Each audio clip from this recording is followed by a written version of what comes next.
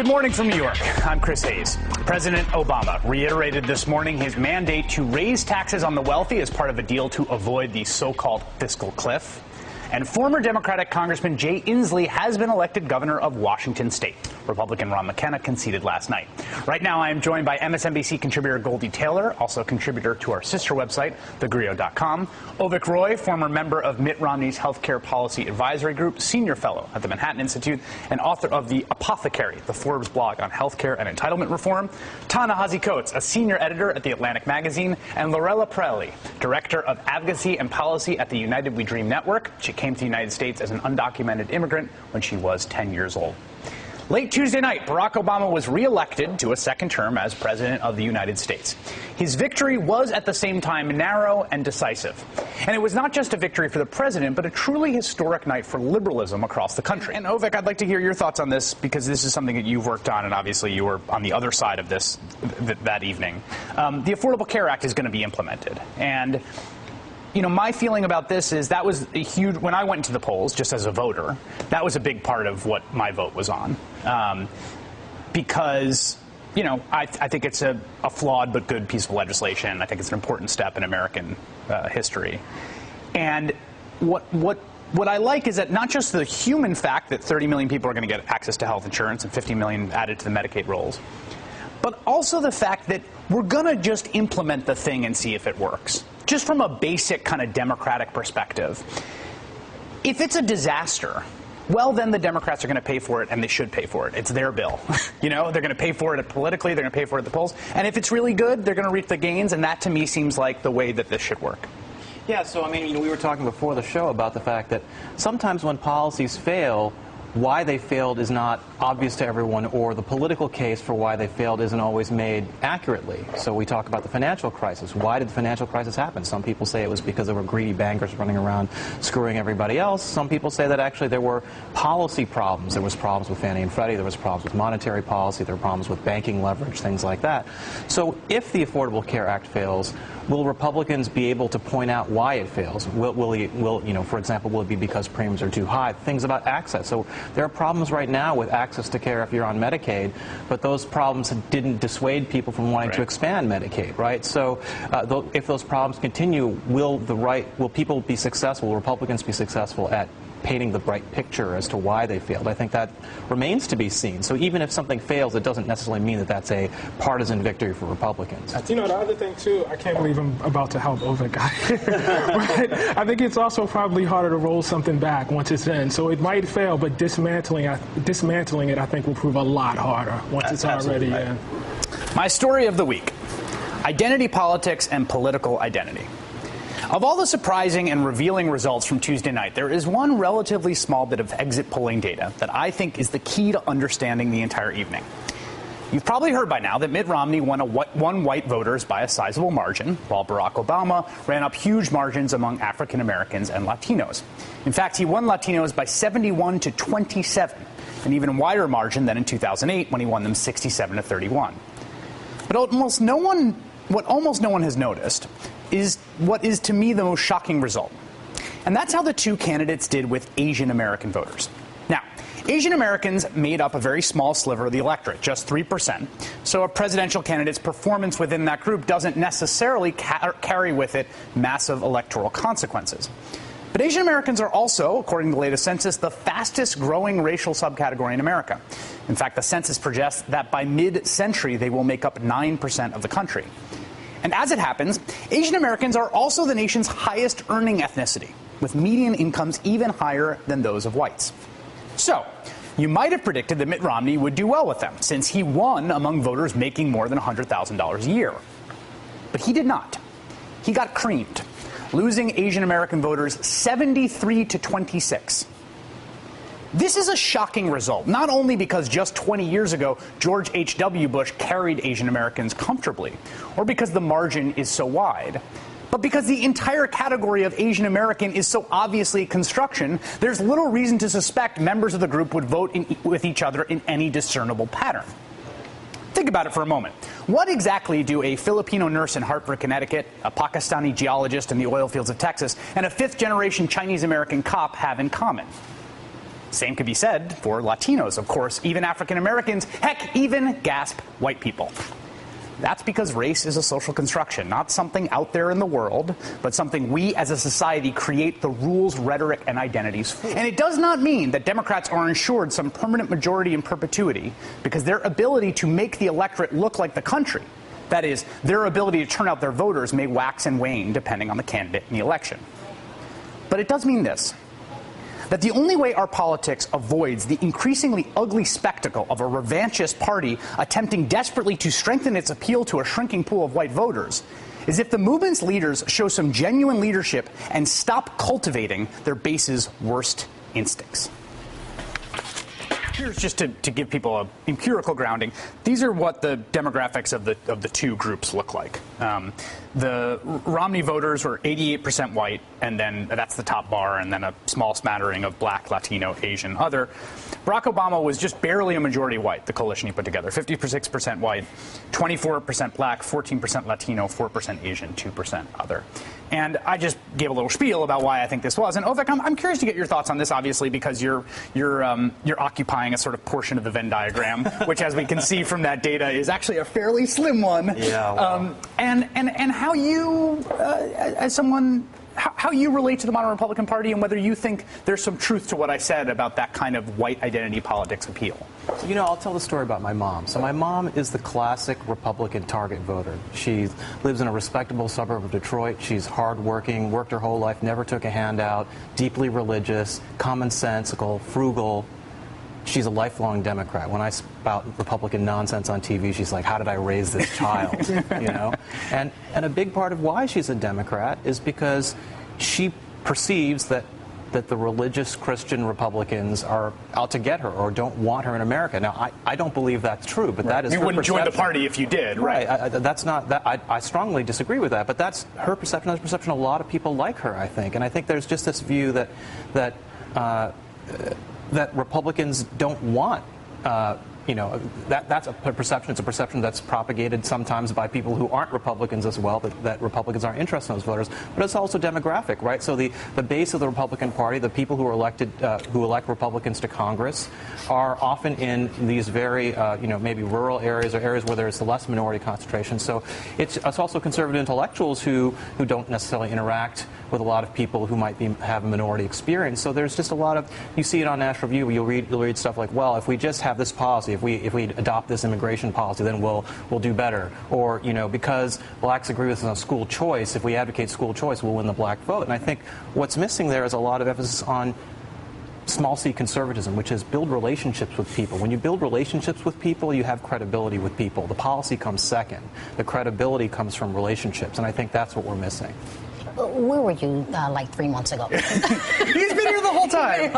Well, I think you're right about a lot of that. The challenge now is for Republicans, as you said, to go back and invest in the small c. I know this. I am an evangelist. The problem with that, though, is that sense of grievance is as old as white racism. Right. If you look at slavery, and they've been tangled together. What's the fear? The fear is they are going to make slaves of us. Right. The argument actually hasn't changed. It's as old as white racism itself. So then, where's the difference? But part of it too is there's this equivalence that goes on between conservatism and racism that isn't true. So there's nothing racist about believing in the tradition of America, the constitutional tradition, the founding fathers. Believing in that tradition, and there are people who are contemptuous of that tradition. And so when conservatives say, no, we support this tradition and we don't like people who are contemptuous, that's not racist, that's not white resentment. But please, respond. But you can do that. You can support old documents, the documents that we respect today and uphold today, without having to call for self-deportation, without having to refer to people as illegal aliens. I mean,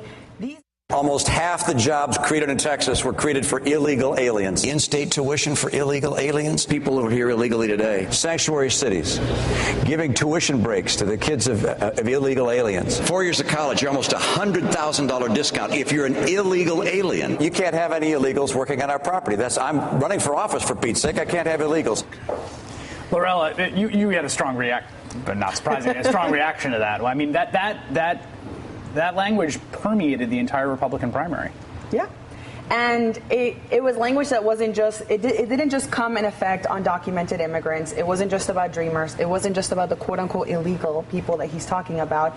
It was a slap in the face to the whole Latino community. And I would go as far as to say the whole people of color community. Right. Because that is saying you don't belong here.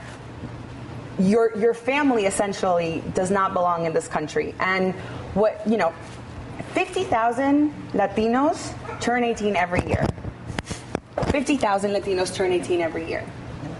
They will not be voting for a president or a presidential candidate that refers to their people as illegals. And there's passion behind that. Right. I mean, what is scary, there's passion behind that.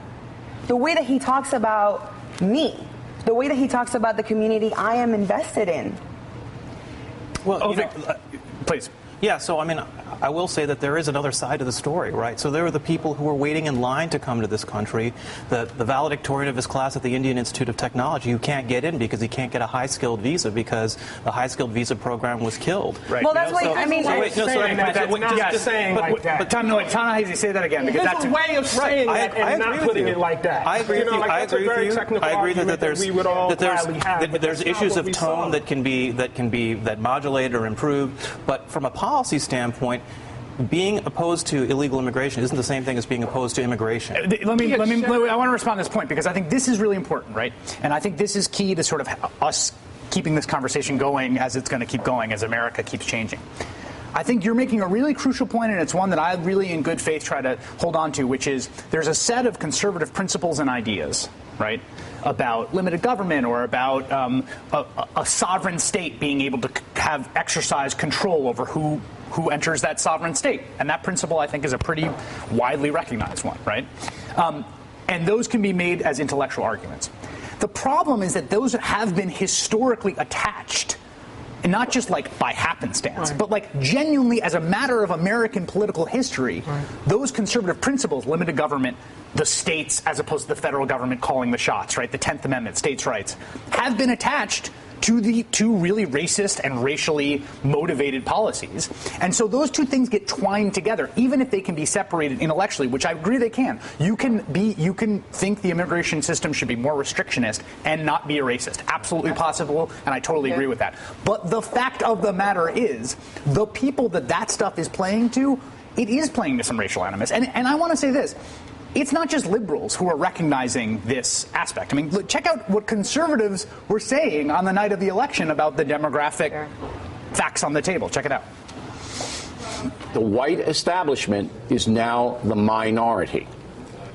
And the voters, many of them, feel that this economic system is stacked against them, and they want stuff. The people who want stuff are now a statistical majority of voters in the country. I went to bed last night thinking we're outnumbered. This is the new America. This isn't your father's America. It is not the America I've grown comfortable with. I went to bed last night thinking we've lost the country.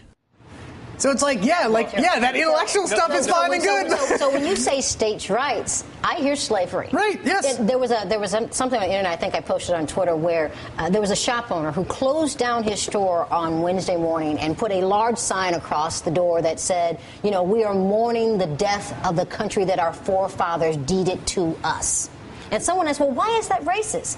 Because I didn't get the deed. Right. Because the deed wasn't in my name. Right. It wasn't in your name. That's it was in, what did the country look like when your forefathers had power? What did it look like? And so, and that's kind of the trouble with this conversation is that you're using buzzwords and other things to fan the flames of white populism, but not understanding how it's reaching other people at their point of need. And then you're surprised when 95% of African Americans don't vote for it. That's precisely the problem, because there are a lot of people who genuinely believe they're not using that rhetoric in a racist way. They're using it to really just talk about the traditions and the heritage of the country, and are being accused of racism that they don't believe, they don't see themselves as racist. They're being accused of racism, and they resent that. I don't know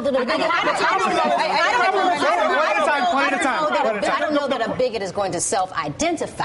I'm not talking about actual bigots. I'm talking about people who genuinely aren't bigots, but are being painted as bigots and being told they're bigots. The problem, though, is that the heritage and tradition is racist.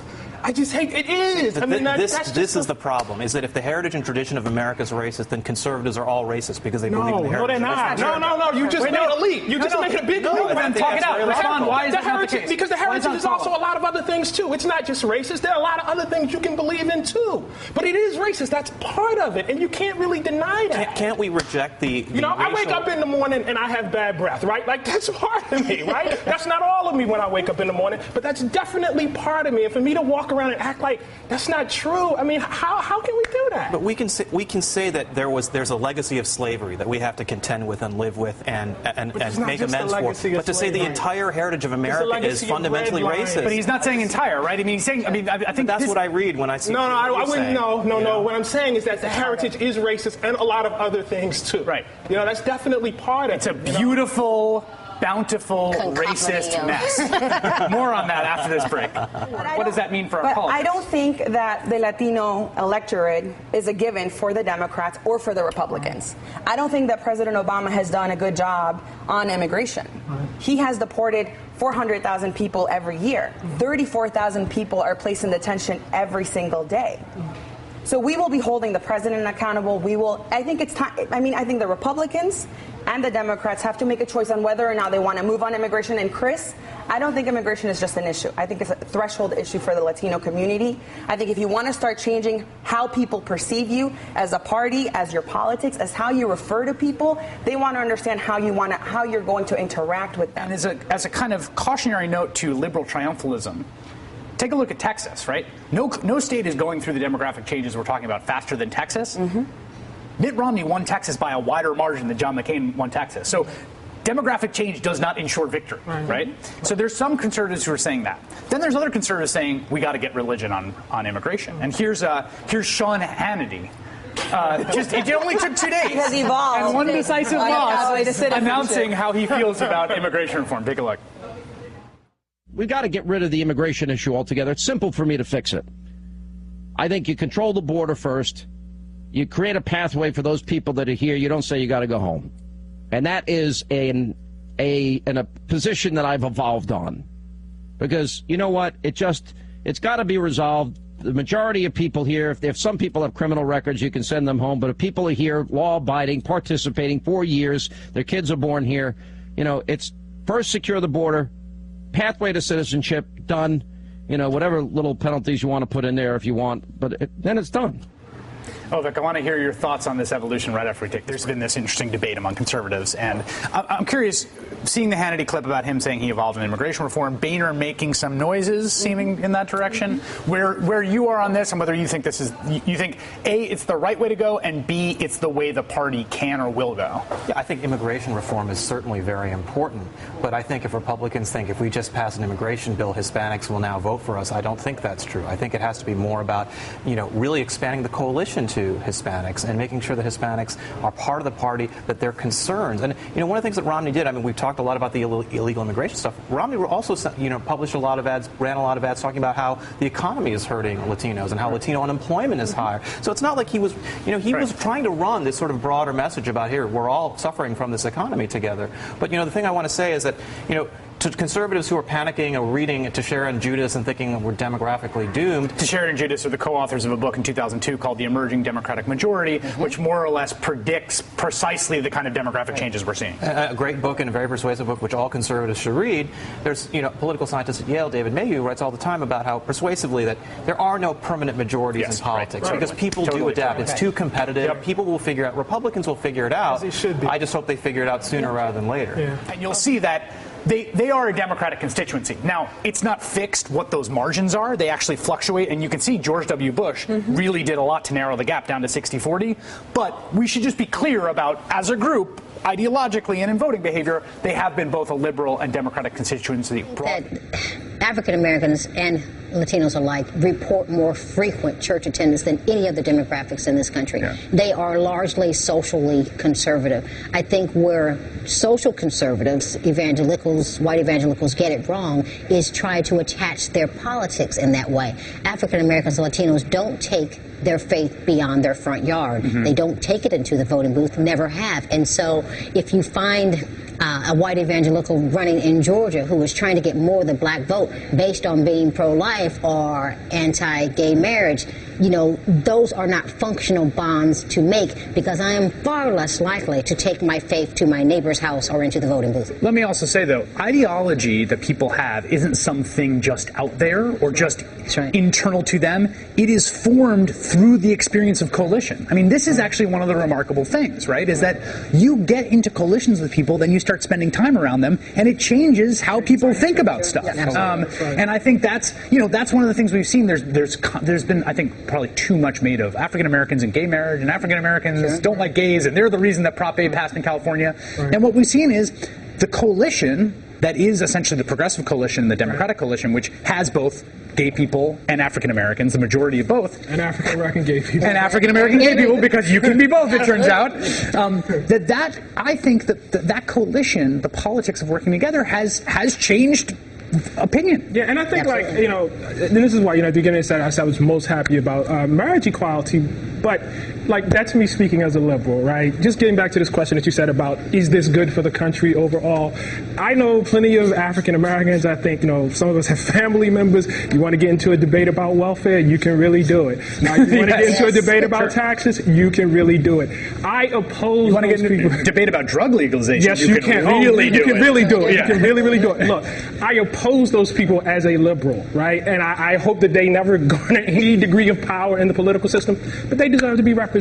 Right. And I think, like, that's the great tragedy. Like, when you talk about what's happening in terms of the racialization of the Republican Party, they deserve to be represented. This deserves to be a fight. Right. And what you end up with is, in effect, you know, folks voting, you know, a certain way because somebody else is telling them they don't want them. I just want to bring up one point about this Obama executive order, which is, and you covered this on your show, Marco Rubio was working on... Not an executive order, just so we're clear. Sorry.